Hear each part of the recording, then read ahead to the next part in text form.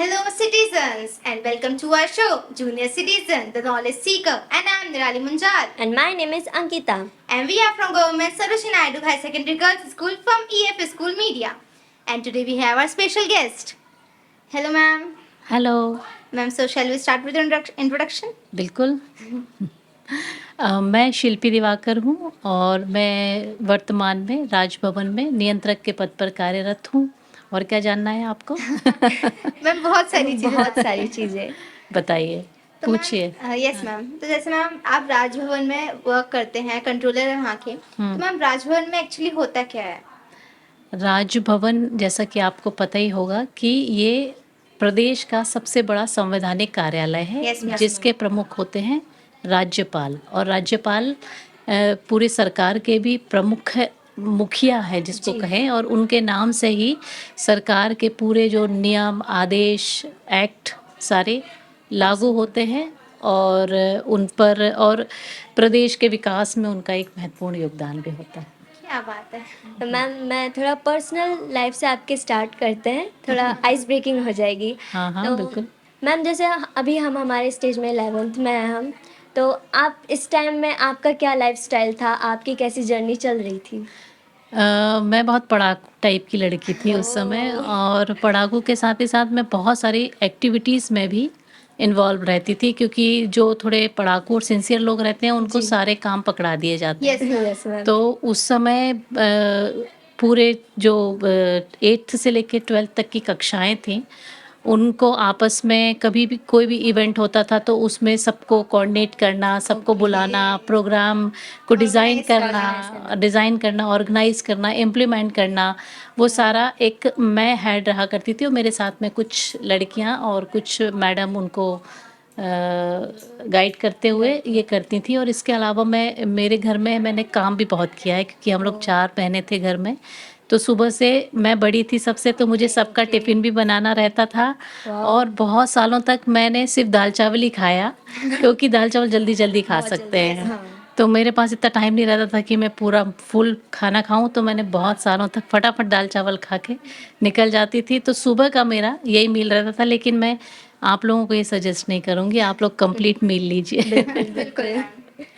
So ma'am, जैसे कि आपने इतना सब संभाला, क्योंकि आप बड़े सिस्टर थे मैम, हम तो छोटे हैं. सो मैम, जैसे कि आपकी लाइफ जर्नी हुई, आपने 11th में कौन सा सब्जेक्ट लिया था फिर? हाँ, मैथ्स. ओके. हाँ. पढ़ाकू थे. पढ़ाकू. सो मैम, आपका स्टार्टिंग से था कि आपको गवर्नमेंट में जाना है, सिविल सर्विसेज में जाना है, या अलग था कुछ आपका? पहले ना इतना पता नहीं होता था कि हमको पर्टिकुलर किस फील्ड में जाना है, क्योंकि इतना एक्सपोजर लड़कियों को नहीं था. और ख़ास तौर पे बहुत लड़कियों को क्या, लड़कों को भी उतना एक्सपोजर नहीं था. तो मुझे बस ये मालूम था कि मुझे ऑफिस जाना है. मुझे जब मैं बड़ी हो जाऊंगी तो बड़े होके ऑफिस जाऊंगी, पर मुझे ये नहीं मालूम था कि मुझे कौन से ऑफिस जाना है. ये है. तो फिर लेकिन मैम, आप ऐसे ही ऑफिस जाना करके आप राजभवन में आ गए. सबसे बड़े ऑफिस में. सबसे बड़े ऑफिस में. हाँ. तो मैम, फिर आप राजभवन में आए, आपका एक्सपीरियंस कैसा रहा जब आप इधर पहले आपने ज्वाइन किया राजभवन? मैं आपको बताती हूँ कि मैं बेसिकली प्रशासनिक सेवाओं से हूँ. जो राज्य प्रशासनिक सेवाएं होती है ना, तो उसमें मेरा तहसीलदार के पद पे हुआ पीएससी से. आप लोगों को पता था. तो बेसिकली मैं तहसीलदार हूँ. और यहाँ पर राजभवन में मैं प्रतिनियुक्ति पर हूँ. तो जो तहसीलदार का काम होता है ना, वो इतना डाइवर्सिफाइड होता है कि मतलब यदि कोई डल पर्सनालिटी वाला भी तहसीलदार बन जाए तो वो डायनेमिक पर्सनालिटी का हो जाता है, ओके। क्योंकि वाओ। ये बहुत ही डायनेमिक काम है एक। तो मैं एकदम पढ़ने लिखने वाली घर से निकल के गई लड़की, और उसको फिर तहसील में जाके चुनाव भी देखना है, लॉ एंड ऑर्डर भी देखना है वहाँ तहसीलदार को, जी। कोर्ट भी होता है, तहसीलदार एक सब जुडिशियल मजिस्ट्रेट भी होता है, ओके। उसको कुछ न्यायिक काम भी करने हैं, जो ज़मीन के मामले सुलझाने हैं, बहुत सारी शिकायतों की जांच करनी है, और छोटे मोटे जैसे डीडी पंचनामे आपने सुने होंगे। Yes, हाँ। यदि किसी की मृत्यु हो जाए तो an executive magistrate, as executive magistrate हमको उसकी मृत्यु किन परिस्थितियों में हुई है तो वो एक साक्षी के रूप में, यानी सरकार के साक्षी के रूप में भी बहुत काम करना पड़ता था। तो इतने सारे डाइवर्सिटी का फाइट काम करने के बाद फिर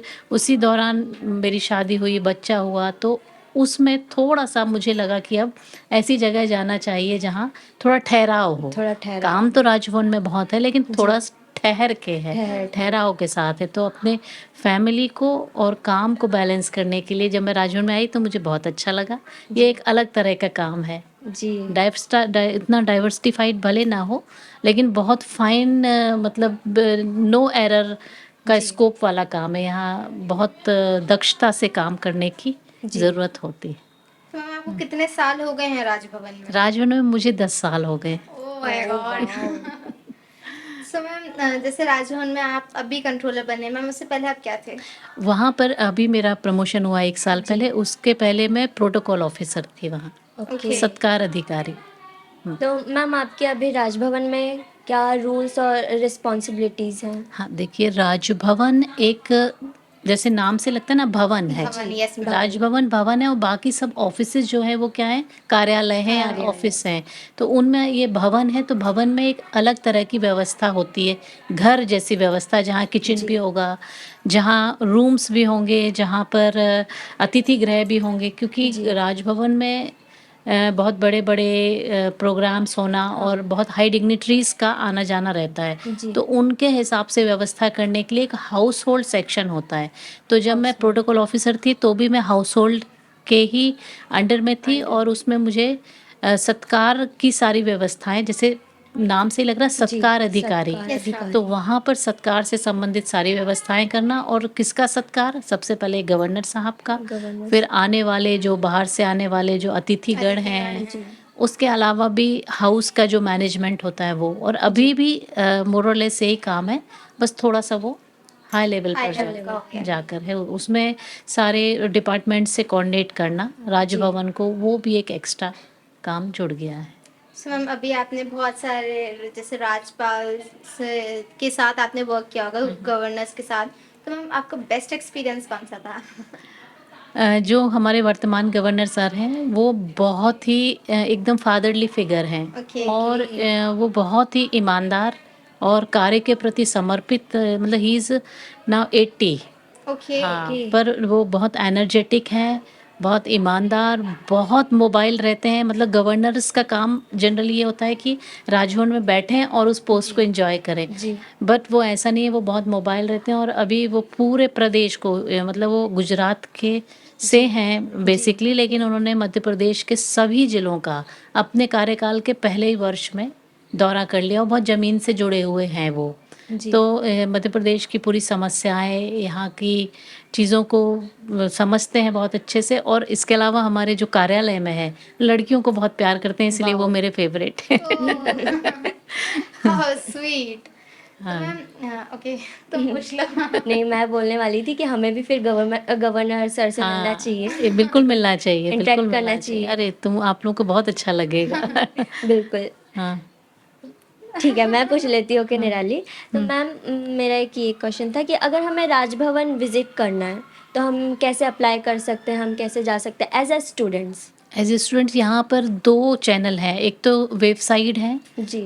ईमेल आईडीज़ हैं, सॉरी ईमेल आईडीज़ हैं। तो हमारे एडीसी होते हैं वहाँ, जी। एडीसी की ईमेल आईडी है, वो आप कभी भी राजभवन की वेबसाइट में जाएंगे तो वो ईमेल आईडी आपको मिल जाएगी।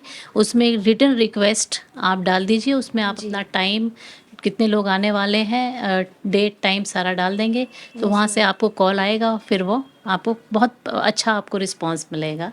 और इसके अलावा भी आप यूं भी ये मान लो कोई इलेक्ट्रॉनिक फ्रेंडली नहीं है Yes, या ये आईटी फ्रेंडली नहीं है, तो वो एक सामान्य पेपर में भी अपना एप्लीकेशन गेट लिख पर के दे जा सकता है, Okay. राजभवन के नाम पर, या तो पोस्ट भी कर सकता है। तो वो तो मैं करियर अपॉर्चुनिटीज की बात करूंगी मैम। जैसे हम स्टूडेंट्स हैं तो हम कैसे अपना करियर बना सकते हैं, जैसे कि आपकी फील्ड में जैसे आप काम कर रहे हैं। अगर हमें मैम, आपके very जैसा exciting बनना है। होता है। तुम लोगों में तो इतनी संभावना है, तुम लोग मुझसे बहुत ज़्यादा अच्छा बन सकते हो, वो दिख रहा है। लेकिन हाँ, ये जो अंतर है हमारे टाइम पे, हमको जैसे मैंने बताया, मुझे पता ही नहीं था कि मुझे किस कार्यालय में, किस ऑफिस में जाना है। आप लोग बहुत फोकस्ड हो, आज की जनरेशन, उनको बिल्कुल क्लियर पता है कि हमें ये नहीं करना, इस फील्ड में नहीं जाना और इस फील्ड में जाना है। तो ये कहते हैं ना कि better begin is half done, तो this is the better begin. तुम लोगों ने आधा काम तो अभी कर लिया, क्लैरिटी जो है विजन में, और फिर इसके बाद consistency, dedication and hard work, इसका कोई भी सब्स्टिट्यूट नहीं है। बिल्कुल मैम। सो सिटीजन, आपने देखा, हमें डेडिकेशन के साथ काम करना है। ओके बिल्कुल। मैम, आपसे बात करके मेरे को तो बहुत अच्छा लगा। मैं एक और क्वेश्चन करती हूँ। जैसे जो वहाँ पे विजिटर्स होते हैं, राजभवन में जो जाते हैं, उनके लिए कैसी क्या फैसिलिटीज़ होती हैं? फैसिलिटीज़, राजभवन एक्चुअल में 32 एकड़ में फैला हुआ एरिया है और उसमें काफ़ी कुछ देखने के लायक है। तो इतने आकर्षण है वहाँ देखने के लिए कि आपको किसी फैसिलिटी की अदरवाइज़ ज़रूरत लगेगी नहीं। तो क्योंकि आप सब भूल जाएंगे कि आपको क्या खाना है, पीना है। ये तो एक बहुत सेकेंडरी चीज़ है, हालांकि वो सब भी अवेलेबल रहता है, लेकिन वहाँ पर देखने के लिए और प्रेरणा के लिए हमने कुछ ऐसी बेस्ट प्रैक्टिस वहाँ पे शुरू की है, माननीय राज्यपाल महोदय की प्रेरणा से, कि बच्चे आएंगे तो उनको अच्छा लगेगा। या अब तो बिल्कुल, बस बिल्कुल कुछ भी जाना है। जाना ही है अब अब। विजिट करना है, देखने सिटीजन आप मोस्ट वेलकम। कौन से भी कोने में बैठे हैं, जौन से भी इंडिया के, भोपाल आ जाइए एंड विजिट करिए राजभवन। तो मैम, बहुत ज़्यादा एक्साइटिंग है। बहुत ज़्यादा। तो मैम, जैसे कि आपने ये सब स्टार्ट किया जब, तो मैम आपको कॉम्प्लिकेशंस आई होंगी, ऐसा डिस्ट्रैक्शंस लगा होगा, चैलेंजिंग लगा होगा। चैलेंजेस, देखो ह्यूमन लाइफ है तो चैलेंजेस तो होंगे ही होंगे। यस मैम, और यदि लड़कियां हैं या तो चैलेंजेस थोड़ी ज़्यादा ही और होंगे। ज़्यादा ज़्यादा होंगे। होंगे। और फिर यदि आपने शादी कर ली है तो और और ज़्यादा, होंगे। और फिर बच्चा पैदा हो गया, बहुत तब तो आप भूल जाइए। भूल जाइए तो बिल्कुल। ये सब चैलेंजेस हैं, लेकिन यही लाइफ है और इनसे निकल के आगे बढ़ते रहना पड़ता है। तो कोई एक इसका फॉर्मूला नहीं है, जैसे जैसे परिस्थितियाँ आती हैं, बस आपकी पॉजिटिव सोच और आपको एक टैक्टिस आनी चाहिए, how to deal with the handle, how to deal with the situations. तो वो आता है, एक्सपीरियंस से आता है। बिल्कुल मैं लास्ट क्वेश्चन पूछ लूँ? बिल्कुल बिल्कुल। सो मैम, अगर एज अ सिटीजन, जैसे हम जूनियर सिटीजन्स हैं, तो एज अ सिटीजन अगर हमें गुड सिटीजन बनना है, एक जैसे ऑनेस्ट सिटीजन बनना है, तो हमें क्या करना चाहिए? ऑनेस्ट सिटीज़न बनना है, जैसे इसका बहुत ही एक थ्योरेटिक आंसर तो ये है कि हम जो फंडामेंटल राइट्स और फंडामेंटल ड्यूटीज़ की बात करते हैं, यस तो आप फंडामेंटल ड्यूटीज़ को यदि अच्छे से निभाएंगे तो आपको राइट्स अपने आप उसको एक्वायर कर सकते हैं। ये एक थ्योरेटिकल बात होगी, लेकिन प्रैक्टिकली मुझे लगता है कि अभी जो करना चाहिए, आप लोगों को अपने देश के लिए कुछ करना है, Yes, जी। तो सोशल मीडिया से थोड़ा सा उसका लिमिटेड प्रयोग करें, और वो आपके भविष्य में आपके ऊपर हावी ना हो जाए जी उस पे, और बहुत मेहनत से पढ़ाई करें, बस और क्या है। बिल्कुल। बहुत मजा आया, बहुत ज़्यादा। अब बस आएंगे मुझे भी। राजभवन। सो आज आपने देखा, बहुत कुछ सीखा और राजभवन के बारे में भी जाना, तो भूलना नहीं आने का, हम भी जाएंगे। सो मिलते हैं नेक्स्ट एपिसोड में। जुड़े रहिए जूनियर सिटीजन के साथ और इस यूथ को आगे बढ़ाते रहिए, हमें आगे बढ़ाते रहिए। तो तब तक के लिए bye bye. Bye. Thank you. Like, share, subscribe, comment मत भूलना।